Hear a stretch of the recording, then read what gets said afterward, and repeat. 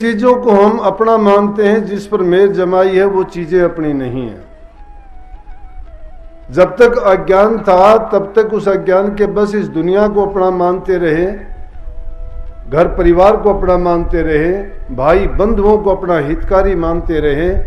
लेकिन जब गुरु महाराज ने अपने मुखारबिंद से वो उपदेश के माध्यम से बताया और उन बातों को जब गौर करके मैंने देखा तो वाकई में ही मैं इस लाइन पर लगा और मैंने ये जीवन में संकल्प लिया कि मैं उस सच्चाई की खोज करूंगा। लेकिन वो सच्चाई की खोज इतनी आसान नहीं है। एक छोटी सी चीज को भी आप प्राप्त करने का प्रयास करते हो, उसके लिए आपको अनेक प्रकार की बाधाएं और कठिनाइयों को पार करना पड़ता है। दुनिया के दुख सुख और मलामत बुरी भली बर्दाश्त करनी पड़ती है, सुननी पड़ती है। और उन चीजों को सुन के अगर उन बाधाओं को हम बाधा मान के अपने जीवन में अपना रास्ता भटक जाएंगे तो हमें कभी भी वो मंजिल नहीं मिल सकती। जिसको मंजिल पानी होती है उसको कठिन प्रयास करना ही करना पड़ता है। संत मत में उसके लिए जरूरत पड़ती है तप की, त्याग की और साधना की। जब तक तप नहीं करता है इंसान, त्याग नहीं करता है और साधना नहीं करता है, ये तीन चीजों का, बल्कि गुरु ग्रंथ साहब में नानक साहब ने लिखा है, चार पदार्थ जो कोई मांगे संत जना की सेवा लागे। इस दुनिया में चार पदार्थ बड़ी कौन सी चीज है जिनको हम मानते हैं या जिनको चाहिए? धर्म, अर्थ, काम और मोक्ष। कि जिस जीव को इन चार चीजों की जरूरत है वो संत जनों के शरण में लग जाए। हम तो संतों की बात को समझना भी नहीं चाहते, तमाशा मानते हैं सत्संग को। सत्संग करना एक खेल मानते हैं, जैसे तमाशा देखने के लिए आए हैं, बैठेंगे कुछ देर के लिए, देखेंगे, सुनेंगे, इस कान से सुनेंगे, निकाल देंगे। जिंदगी बेकार करनी है, समय की बर्बादी है, जब तक वो चीज समझ में नहीं आती। और जिसको समझ आ गई, जाने की, जो मैं कितनी बार बताया है सत्संग की बात। हमारे दादा गुरु अरमान साहब थे, अपने गुरु से नाम लेने के पश्चात दोबारा उनको दर्शन करने का भी मौका नहीं मिला। जो उत्तम प्रकृति के जीव होते हैं उनको जो चीज हासिल करनी होती है ना, उनके अंदर लगन होनी चाहिए, उनकी श्रद्धा और संकल्प दृढ़ होना चाहिए, उनके अंदर कुछ कर गुजरने की हिम्मत होनी चाहिए। और जब तक ये चीजें हमारी पास नहीं हैं तो वो चीजें हमें अपने लक्ष्य तक नहीं पहुंचा सकती। वो नाम किस काम का रहेगा? फिर नाम का दोष नहीं, गुरु का दोष नहीं, जो उस रास्ते पर नहीं चलना चाहते हैं दोस्तों उसका है। एक छोटी सी बात देखो, सब लोग जानते हैं, हमारे देश की एक खूबी रही है कि कदम कदम पर इन बातों को पुष्टि देने के लिए हमें अनेक प्रकार की शिक्षाओं की हमारे ग्रंथ पुस्तकें भरी पड़ी हैं। किसी न किसी रूप में उनको हम याद भी करते हैं, कभी दिवाली के रूप में, कभी होली के रूप में, कभी उसको तीज त्योहार के रूप में, कभी किसी नाम से, कभी किसी नाम से। उनको मानते भी हैं, मनाते भी हैं, लेकिन उनके अंदर जो सार छुपा हुआ उसको नहीं जानते। अब भक्तों के लिए, भक्ति करने वालों के लिए, जो भक्तों के जीवन है वो आदर्श हैं। उनकी कहानी तो मेरी समझ में सब लोगों ने सुनी होगी, बड़ी रोचकता के साथ सुनते हैं। बताने वाले मेरे जैसे भी बहुत अच्छे ढंग से उनको इस ढंग से बताते हैं ताकि सुनने वाले जीव के दिल में उमंग पैदा हो, उसके दिल में ये हो कि भाई हाँ उसने ऐसा किया तो मैं भी ऐसा प्रयास करूं। चाहिए भी यही कि ये जीव जब तक अच्छा करने की नकल नहीं करता है तो अच्छाई को नहीं अपना सकता। और बुराई को देख के अगर ये बुराई को मिटाना नहीं चाहता है तो बुराई उसकी खत्म नहीं हो सकती।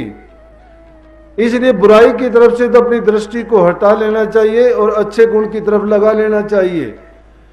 और जिन भक्तों ने या जिन श्रेष्ठ व्यक्तियों ने जो श्रेष्ठ काम किए हैं, भक्ति के मार्ग पर चले हैं और जिन्होंने कुछ करके दिखाया है, उनकी हमें नकल करनी चाहिए ताकि हम भी अपने जीवन को ऊंचा, सच्चा और अच्छा बना सके। अभी 4 दिन पहले, एक हफ्ता भी नहीं हुआ होगा, होली का दहन हमारे देश में किसी न किसी रूप में लगभग हर प्रांत में किया जाता है, और क्यों किया जाता है ये भी हम सब जानते हैं। सच्चाई के रास्ते पे चलने वाले को इतनी बाधाएं आती हैं, किसी भी भगत का, संत का, महापुरुष का जीवन उठा के देखो, लेकिन वो अपने रास्ते से कभी विचलित नहीं हुए, क्योंकि उनको पता था कि दुनिया में ये अड़चनें जो पैदा होंगी तुम्हारे रास्ते में, जो बाधाएं आएंगी, ये परीक्षा के रूप में है। वो कभी भी उनको बुरी दृष्टि से नहीं देखते, वो हर काम में परमात्मा की मौज मानते हैं। वो कहते हैं कि मालिक ने मेरे लिए ये जो किया है अच्छा किया है। दुख आता है उसको भी इसी रूप में कहते हैं कि दुख अच्छा है। बल्कि सहजोबाई ने तो यहाँ तक कह दिया कि दुख जब आता है तो भगत उसमें तप के, निखर के और अच्छा बनता है। जिस प्रकार से सोने को जब भट्टी में पिघाड़ के उसको ताव देते हैं या जब गर्म करते हैं उसका खोट निकल जाता है तो उसका रंग और भी सुनहरी और भी अच्छा होके बाहर आता है। इसी प्रकार से दुख और कष्ट भक्तों के जीवन में उनको निखारने के लिए, उनकी बुराइयों को धो डालने के लिए, उनके बुरे कर्मों से उसको बचा के उसको पाक, साफ और पवित्र बनाने के लिए आती है। लेकिन अगर उन बुराइयों को देख के, तकलीफों को देख के कोई रास्ते को छोड़ दे और कह दे कि ऐसे भक्ति की मुझे जरूरत नहीं। सबके जीवन में ऐसा, कबीर साहब के जीवन में आया, कबीर साहब के अपने जीवन में उसको 2 रोटी भी नसीब नहीं हुई ढंग से, और जब ऐसी हालत आई तो कबीर साहब ने भी ऐसे अवसर पर उन परेशानियों को देख के परमात्मा को सन्मुख मान के और माला को फेंक दिया और कहने लगे कि भूखा भगत न होए गोपाला, ये ले अपनी कंठी माला। कि इस कंठी माला के फेरने से मुझे क्या मिला, 2 रोटी भी नहीं मिली। लेकिन इसका मतलब ये नहीं है कि क्योंकि वो कष्ट आया था, और कष्ट भी इतने इतने आए थे कि फाका करना पड़ जाता था, लेकिन भक्तों ने कभी बुरा नहीं माना। सहजोबाई तो ये कहती है, सुख के माथे सिल पड़े जो नाम ही ऐसे जा, बलिहारी व दुख की जो पल पल नाम रटा। वो तो कहते हैं कि भक्ति में जो रस और जो आनंद आता है उसके लिए मुझे सुख नहीं चाहिए, मुझे तो परमात्मा वो दुख दे दे, वो दुख बार बार मेरे पास आए और उस सुख से मुझे दूर कर दे, वो वंचित कर दे, उससे मुझे बचा के रखे, उस सुख से जो मुझे परमात्मा से दूरी दिला दे या कभी नाम को भुलवा दे। उस सुख पर तो सिल पड़े, ऐसा पत्थर पड़े कि वो वहीं खत्म हो जाए, मुझे वो सुख नहीं चाहिए। वही तो महाभारत में द्रौपदी ने भी कहा था, जब महाभारत का युद्ध खत्म हुआ, पांडु सारे के सारे बच गए और कौरवों का नाश हो गया, अधर्म का नाश हुआ, धर्म की जीत हुई। और जब कुंती ने सब कुछ करने के बाद कहने लगी कि अब मेरी आखिरी इच्छा है कि मैं कहीं तीर्थों पे जाके बैठ जाऊं, कृष्ण जी कहने लगे आप क्या कहते हो, सारी जिंदगी तो आपने दुख में बिताई है, अब आपके पुत्रों को राज मिला है, सुख का समय आया है, तो आप कहते हो कि तीर्थों पर चले जाएं, कि मुझे ऐसा सुख नहीं चाहिए जो मुझे राम के नाम से वंचित कर दे या मेरे मन बुद्धि पर ऐसा पर्दा डाल दे कि मैं भक्ति से दूर चली जाऊं। इसलिए भक्तों ने अगर कोई परेशानी कठिनाई आई ना, उसमें भी अच्छाई को खोजा, उसमें भी प्रभु की कृपा को उन्होंने वजन दिया कि ये सब प्रभु की कृपा है, मौज है, और परमात्मा ने मेरे लिए ये तोहफा भेजा है। उन्होंने दुख को दुख नहीं माना और उसे और भी अच्छे होके आए। और जब उस दुख से कोई निकल जाता है और उससे जब बाहर आता है तो तब उसको पता लगता है कि जो सच्चा सुख है वो उन चीजों में नहीं बल्कि उस दुख को पार करने के बाद मिलता है।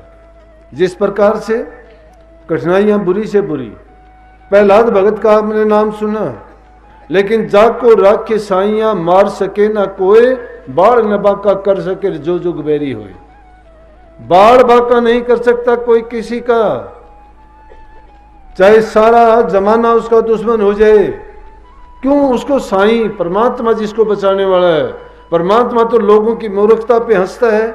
कुछ लोग मूर्खता के काम क्या करते हैं कि वो लाखों हाथों वाला किसी को देना चाहता है, 2 हाथों वाला चाहता है मैं अपनी चालाकी से, चतुराई से इसका छीन लूं, चोरी करके ले जाऊं, इससे और हेरा फेरी करूं।